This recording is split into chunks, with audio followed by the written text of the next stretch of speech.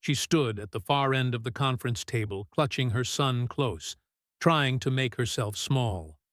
His tiny arms were wrapped around her neck, his breath shallow, his face flushed with fever. She hadn't slept. She hadn't eaten. She had just shown up, because missing another shift meant eviction. "Monique!" Letitia snapped, her heels echoing on the polished floor. "Why is your son here? This is a corporate workplace, not a shelter." Every head turned. White shirts, stiff ties, cold stares. No one said a word. Monique took a breath, voice trembling. "I didn't have a choice. He's sick. Daycare won't take him, and I couldn't afford to stay home again." "That's not our problem," Leticia said, folding her arms. "Company policy is clear. No children in the workplace, not during flu season. Not ever." Monique looked at the room full of her co-workers, people she'd helped, covered for, smiled at during long shifts. They looked away. One stared down at his laptop. Another shuffled papers. Not a single voice stood up for her. Letitia's tone went sharper. "You're terminated. Effective immediately." The words hit like a slap. Monique's knees almost buckled. Her son whimpered softly into her shoulder. She kissed the top of his head. "That's it?" she asked quietly. "No write-up? No warning?" Letitia gave a tight smile. "You brought this on yourself." Monique nodded once, slow. She didn't cry, didn't yell. She just adjusted her son on her hip, turned toward the glass door, and walked out. The room stayed silent. No one followed. No one stopped her. Outside, the wind howled down the concrete corridor. Jamal coughed against her shoulder. Monique pushed open the lobby doors and stepped into the rain. No umbrella, no goodbye, no justice, just a black mother carrying her child, and the weight of silence. The cold hit her like a slap the moment she stepped outside. Rain pelted down in steady sheets, soaking through her thin coat within seconds. She adjusted her grip on Jamal, wrapping her arms tighter around him, his little body warm against her chest. They had no umbrella, no car, no ride home. Just the sidewalk, the storm, and whatever strength she could still summon. People passed by with umbrellas, coats, headphones in. No one looked twice. One woman stepped around her like she was trash on the pavement. A man in a suit glanced at Jamal, then back at his phone. No one asked. No one offered help. "Mama," Jamal whispered, voice weak and scratchy. "My head hurts." "I know, baby," she whispered back, pressing her lips to his forehead. "We're gonna be okay." But she didn't know how.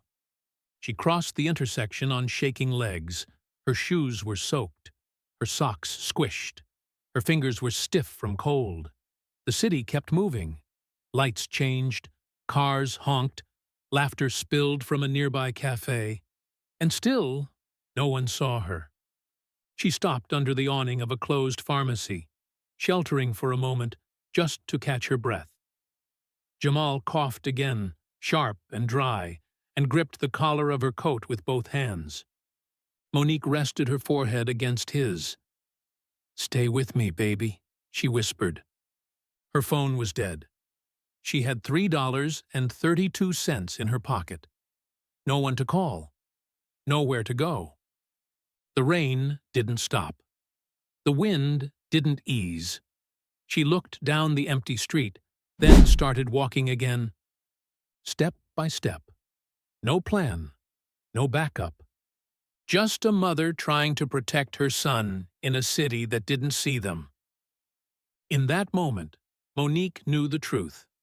When you're black, tired, and broke, being invisible can feel like the loudest scream in the world. The gas station lights buzzed dimly above her as she stepped through the sliding doors, water dripping from her coat onto the tile. Behind the counter, an older white woman glanced up, recognition flickering in her eyes. Monique didn't speak. She just held Jamal tighter, his breathing shallow now, each inhale like a struggle. The woman leaned over the counter. "He don't look good," she said softly. Monique nodded once, lips trembling, but sealed shut. The woman hesitated, then reached under the counter and slid a key across. "Employees' restroom's empty. It's warm. Lock it behind you." She didn't ask questions. She didn't need to. Monique took the key, mouthed thank you, and hurried to the back. The bathroom smelled like bleach and something metallic. But it was dry and warm, and they were alone. She laid Jamal on a stack of extra paper towel rolls, wrapped her coat around him, and cradled him in silence. His eyes fluttered. "Mama," he whispered, "I'm right here, baby. You're safe." That night, she didn't sleep. She cleaned. While Jamal rested, she found a mop and began scrubbing the floor. She cleaned the mirrors, wiped the sinks, refilled the soap. Her hands were raw, her knees ached, but it made her feel like she mattered, like she was still worth something. Carol, the attendant, peeked in once and saw her working. She didn't stop her. The next night, there was a folded blanket on the bench and a sandwich in the corner. No words, just quiet respect. Monique kept working. Every night, every hour. She counted every dollar 3 times before spending it. She bought cheap food, off-brand medicine, and half a bottle of asthma spray.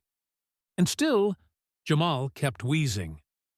In that tiny bathroom, Monique found something stronger than shelter. She found a rhythm, a purpose. Even if the world had given up on them, she hadn't. It was almost 6 a.m. when Monique heard the soft knock at the door. 3 taps, then silence. She opened it cautiously to see Mrs. Ortiz, her old neighbor from the building she used to live in, standing there with a grocery bag in one hand and a flyer in the other. "I've been looking for you," she said gently, handing over the paper. "Try this. It's not much, but it's work. They hire our kind." Monique unfolded the flyer. Solara Janitorial. Afternoon shifts available. No diploma required. She blinked hard.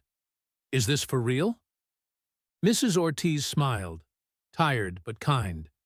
"They're not fancy, but they don't judge. You go, take your son. Maybe someone there remembers what it's like." The next day, Monique and Jamal took 2 buses across town. The ride was long, the air was stale. Jamal coughed the whole way, leaning against her shoulder.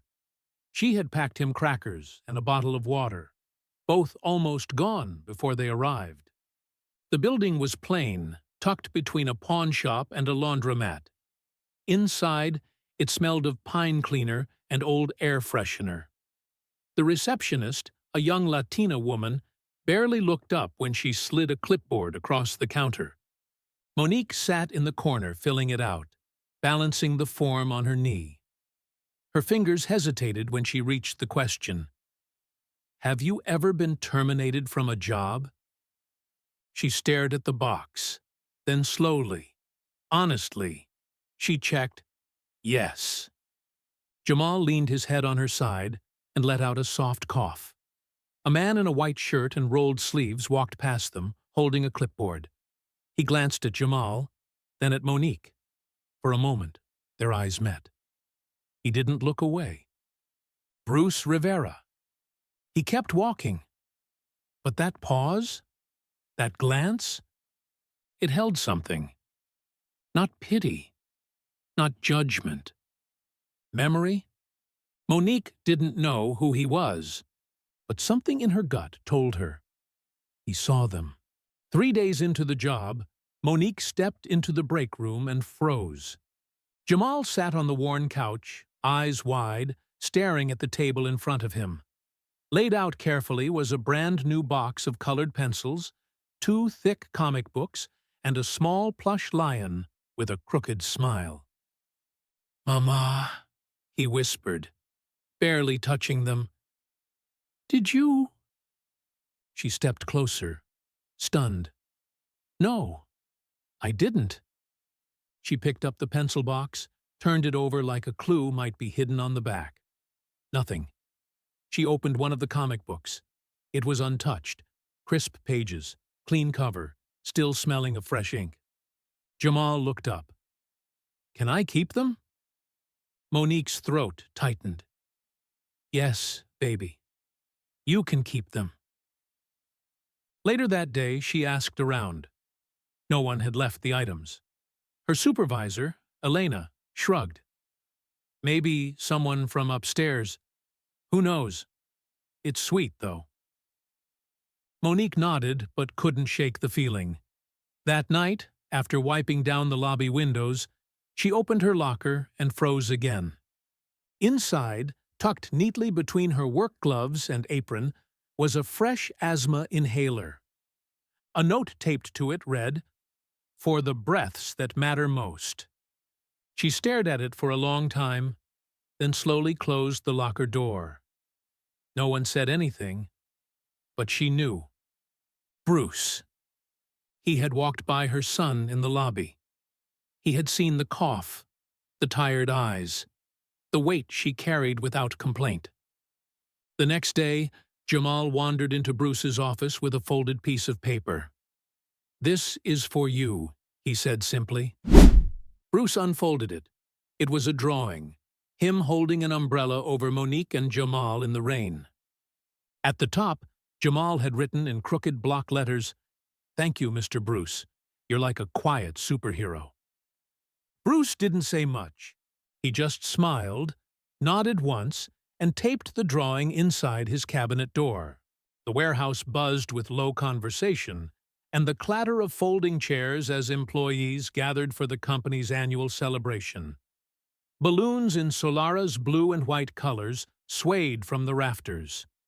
A cheap sheet cake sat on a folding table, already half-eaten. Monique stood near the back wall, her work uniform neatly ironed. Jamal beside her in a slightly oversized button-up Mrs. Ortiz had pressed just for today. He clutched a drawing in his hand, eyes scanning the room. Then Bruce stepped onto the small platform stage, holding a mic in one hand and a folded paper in the other. The room went still. "I want to tell you all a story," he began, his voice low and steady. "When I was a child, my mother worked as a janitor. She used to hide me in storage closets during her night shifts because she couldn't afford childcare." He paused. "She never asked for help, and no one ever offered it." The room stayed silent. Every eye turned toward him. "A few weeks ago," he continued, "I saw a mother doing the same thing. Carrying everything, alone, showing up anyway. And I remembered." His gaze found Monique. "I'm proud to work with someone like Monique Carter. Her strength, her grace, and her love for her son remind me what this company is supposed to stand for." He turned to the crowd.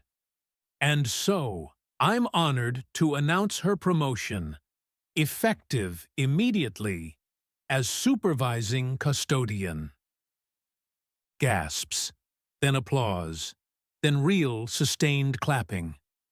Monique stared, stunned, her breath caught. Bruce wasn't finished.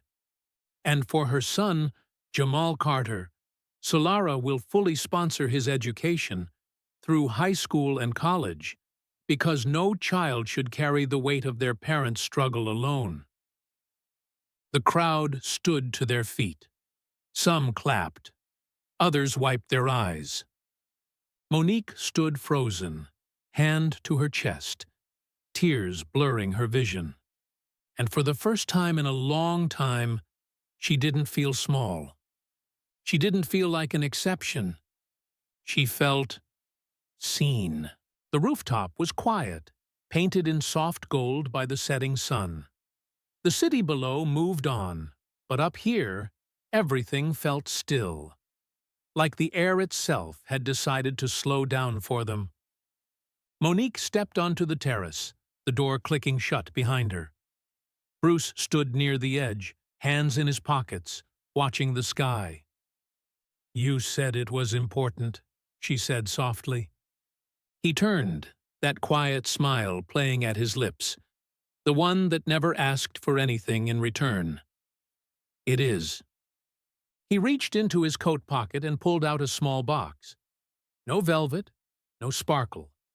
Just something simple, something honest. "I'm not proposing," he said, voice low. "No speeches, no promises I can't keep." He opened the box. Inside was a silver bracelet, slim, elegant. On the inside, a single word was engraved. Always. "I can't offer forever," he continued, "but I can promise this. I'll be here. For you. For Jamal. However you need. Even if it's just to sit beside you and be quiet." Monique didn't speak. She looked at the bracelet, then at the man who had never tried to rescue her, but had stood beside her when no one else would. She reached out, took it gently, then stepped forward and wrapped her arms around him, not because she needed saving, but because someone finally chose to stay. "Mama!" Jamal's voice broke through the calm. He came running onto the rooftop, cheeks flushed, hair wind-blown. He stopped when he saw them and grinned wide. "You're smiling," he said, eyes bright. "You look like a superhero now." Monique laughed, pulling him into the hug. Bruce crouched beside them, and the three huddled close as the sky turned from gold to deep amber. No wedding, no grand ending, just the kind of love that grows from struggle, watered by respect, rooted in quiet acts. And as Monique held her son close, the bracelet warm against her wrist, she realized something. She didn't need perfect. She just needed real. And this, right here, was more than enough.